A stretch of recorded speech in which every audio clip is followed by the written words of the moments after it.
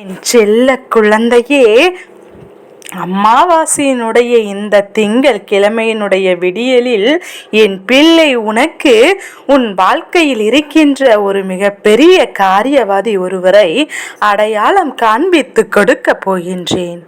என் பிள்ளையை நான் சொல்வதற்கு முன்பு அது யார் என்று தெரியாமல் தேவையில்லாமல் எந்த ஒரு விஷயத்திலும் என் பிள்ளை நீ சிக்கிக் கொள்ளாதே. அம்மா சொல்வதை முழுமையாக கேட்டு இந்த நாளில் உன்னுடைய வாழ்க்கையை நல்லபடியாக நீ தொடங்க வேண்டும். அமாவாசை நாளில் முன்னோர்களின் ஆசியை நீ நிச்சயமாக பெற்றுக்கொள்ள வேண்டும். இதில் நீ எந்த ஒரு தவறும் இழைத்து விடாதே.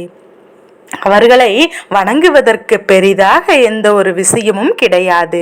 குறைந்தபட்சம் அவர்களுக்கு ஒரு விளக்கை ஏற்றி வைத்து ஒரு சொம்பு நீரை அவர்களின் முன்னால் வைத்தாலே போதும். அவர்களின் அருளை நீ முழுமையாக பெற்றுக்கொள்வாய். என் பிள்ளையே, இன்று நீ என் மூலமாக தெரிந்து கொள்ள போகின்ற இந்த விஷயம் உன் தாயானவள் உன்னிடத்தில் கொண்டு வந்து சேர்க்கவில்லை. எந்த ஒரு முன்னோர்களின் வாழ்க்கையில் பெற்று கொள்ளப் போகின்றாயோ, எந்த ஒரு முன்னோர்கள் உன் வாழ்க்கையில் விஷயங்களை எல்லாம் தெளிவுபடுத்த போகின்றார்களோ அவர்களின் மூலமாக இதைத்தான் நீ தெரிந்து கொள்ளப் போகின்றாய். என் குழந்தை, எந்த ஒரு சந்தர்ப்பமும் உன்னை இந்த நிலைக்கு கொண்டு வந்து சேர்ந்தது என்பதை உணராமல் என் தங்க பிள்ளை நிற்கின்றாய் அல்லவா? எல்லோரையும் நல்லவராக நம்பி விடுகின்றாய்.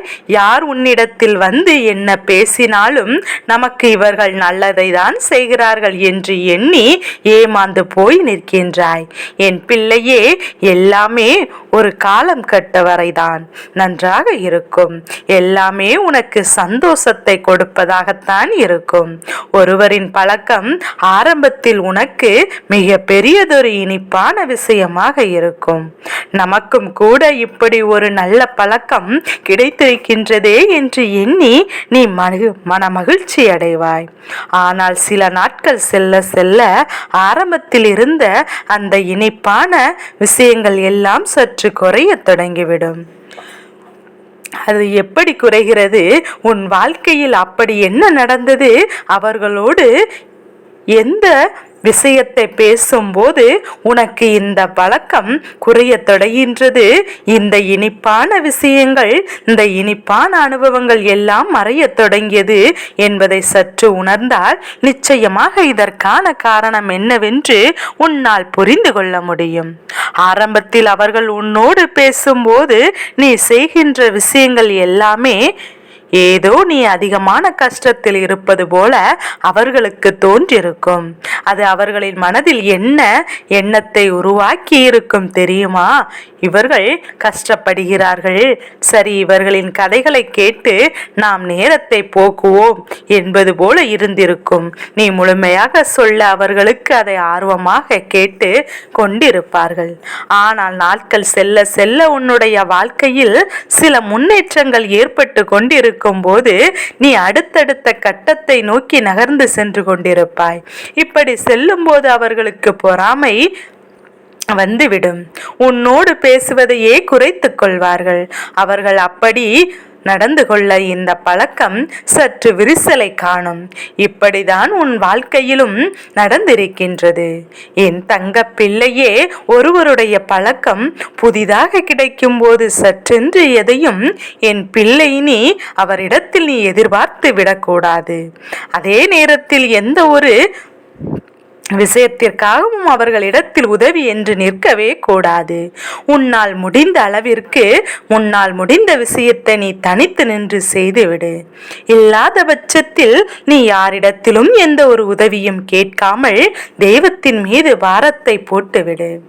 இதை செய்யாமல் அவரிடத்தில் நீ உனக்கான விஷயங்களை எதிர்பார்த்து பார்த்து நிற்பாயானால் நிச்சயமாக உனக்கான ஏமாற்றம் ஒன்று உறுதியாக கிடைக்கும்.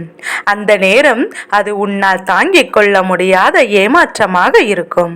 இவர்கள் இந்த அளவிற்கு யோசிப்பார்களா? இப்படி எல்லாம் கூட இவர்களுக்கு எண்ணம் உருவாகுமா என்ற பயம், பல கேள்விகள் உனக்குள்ளேயே வந்துவிடும். ஏனென்றால் அவர்களோடு பழகிய பழக்கம் அத்தனை பெரிதாக இருந்தது. அந்த அளவிற்கு அவர்களோடு என்னோடு சேர்ந்து எல்லாவற்றையும் நீ பகிர்ந்து கொண்டாய். என் பிள்ளையே, இதுவெல்லாம் உனக்கு கிடைத்த மிக பெரிய பாடம். இந்த நாளில் அம்மா உனக்கு இதை சொல்ல வந்ததற்கு ஒரு காரணம் இருக்கின்றது. எல்லா நாளிலும் நீ தெரிந்து கொள்ள வேண்டிய விஷயம், உனக்காக வெற்றி என்றாலும் வாழ்க்கையில் இருக்கின்ற இது போன்ற சில கசப்பான உண்மைகளையும் சில உண்மையையும் தெரிந்து கொள்ள வேண்டும். இல்லை என்றால் பின்னால் நீ வருத்தப்பட வேண்டியது வந்துவிடும். நீ நினைப்பாய், எதனால் நமக்கு இவர்களுக்கு இடையில் இத்தனை பெரிய பிளவு ஏற்பட்டது என்று. காரணங்கள் தெரியவில்லையே என்று நீ யோசிப்பாய். ஆனால் இந்த அளவிற்கு பிளவுக்கு காரணம் நீ வாழ்க்கையில் முன்னேறியதுதான் என்று தெரிந்தால் நிச்சயமாக மனவேதனைப்படத்தானே செய்வாய். அதனால்தான் அம்மா சொல்கின்றேன், இப்போது மனிதரிடத்தில் எப்போதுமே கவனமாக இருக்க வேண்டும். இன்னும் ஒரு சில உன் வாழ்க்கையில் இருக்கின்றார்கள். அவர்கள் எப்படிப்பட்டவர்கள் தெரியுமா? உன்னை தன்னுடைய காரியத்திற்காக மட்டுமே அவர்கள் பயன்படுத்தக்கூடியவர்கள். என் தங்க பிள்ளையே, அவர்களுக்கு என்ன தேவைப்படுகின்றது என்பதை முன்கூட்டியே உனக்கு புரிந்து கொண்டு அந்த தேவைகளை உன்னை வைத்து பூர்த்தி செய்யும் வரை மட்டும்தான் அவர்கள் உன்னிடத்தில் நல்லபடியாக பேசுவார்கள். மற்ற நேரத்தில் எல்லாம் எரிந்து விழுவார்கள்.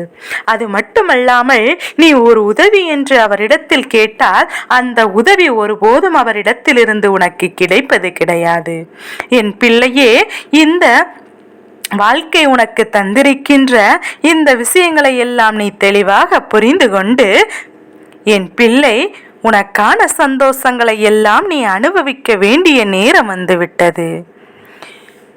இந்த காரியவாதையான கூட்டத்திற்கு நடுவில் சிக்கிக்கொண்டு தேவையில்லாமல் உன் சந்தோஷத்தை இத்தனை காலமும் இழந்தது எல்லாம் போதும்.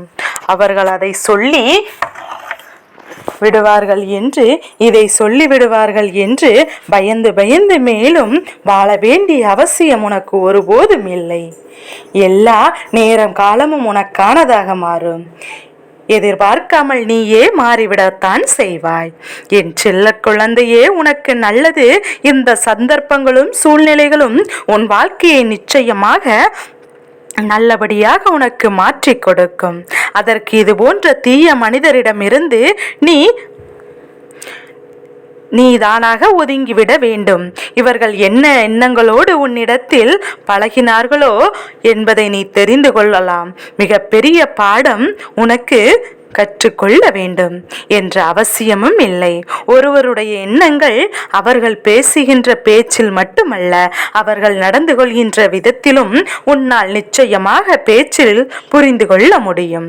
இந்த வாழ்க்கையில் நீ அப்படிப்பட்ட ஒவ்வொரு சூழ்நிலையிலும் ஒவ்வொரு அவமானங்களையும் இனிமேல் நீ பதில் கொடுக்க போகின்றாய். இவர்கள் நீ நல்ல நிலைக்கு வந்தால்தானே உன்னிடத்தில் பேசுவதை குறைத்து கொண்டார்கள். அப்படியானால் இன்னும் அதிகமான நல்ல நிலைக்கு நீ செல்ல வேண்டும். உன்னோடு பழக்கம் வைத்துக் கொள்ள அவர்கள் ஏங்க வேண்டும். என் தங்க பிள்ளையே, நமக்கு இவர்களின் பழக்கத்தை தொலைத்து விட்டோமே என்று எண்ணி அவர்கள் நினைத்து கொள்ள வேண்டும். அந்த அளவிற்கு நீ உன் வாழ்க்கையில் உயர்ந்து காட்ட வேண்டும். என் பிள்ளை, காரியவாதையான கூட்டத்தில் சிக்கி கொண்டு தவிர்க்காமல் எதையும் எப்போதும் விட்டு நாம் ஒதுங்கி நிற்க வேண்டும் என்பதை என் பிள்ளை நீ புரிந்து கொண்டு உனக்கான விஷயங்களை எப்போதுமே உனக்குள் நீ வைத்திருக்க வேண்டும். எத்தனை கூட்டத்திற்குள் நின்றாலும் உன்னுடைய பெருமை தனித்துணையாக இருக்க வேண்டும். வாழ்ந்தால் இவர்களைப் போல வாழ வேண்டும் என்று நிச்சயமாக எல்லோருமே கை நீட்டி சொல்ல வேண்டும். அந்த அளவிற்கு உன் வாழ்க்கையில் உனக்கான திறமைகளை வெளிக்கொண்டு வந்து நீ வாழ்ந்து காட்ட வேண்டும். அப்படி மட்டும் என் பிள்ளை நீ செய்து விட்டாய். ஆனால் இந்த வாழ்க்கை உனக்கான முழுமையான சந்தோஷத்தை உன் கைகளில் கொடுக்கும். எந்த ஒரு ஏமாற்றத்தையும் சந்திக்கவில்லை என்கின்ற மன நிறைவையும் உனக்கு கொடுக்கும். யாருக்கும் நாம் அடிமை என்பதையும் உனக்கு புரிய வைக்கும். நாம் நமக்காக வாழ்கிறோம் என்கின்ற எண்ணத்தை உனக்குள் உருவாக்கும். என் பிள்ளையே, இந்த ஒரு விஷயத்தை இன்று தெளிவில் கொண்டு யாரிடத்திலும் எந்த விதத்திலும் ஏமாற்றத்தை சந்திக்காமல் உனக்கான வாழ்க்கையை உன் கைகளில் மட்டும்தான் இருக்கின்றது என்பதை புரிந்து கொண்டு இந்த நாளை நீ நல்லபடியாக தொடங்கு. என் பிள்ளைக்கு எல்லாமே நல்லதாகவே நடக்கும். நினைத்த காரியங்கள் எல்லாம் கைகூடும். என் செல்ல குழந்தைக்கு இந்த வராகி அம்மாவினுடைய ஆசீர்வாதங்கள் எப்போது முழு மனதோடு உண்டு. ஓம் வாராகி தாயே போற்றி போற்றி.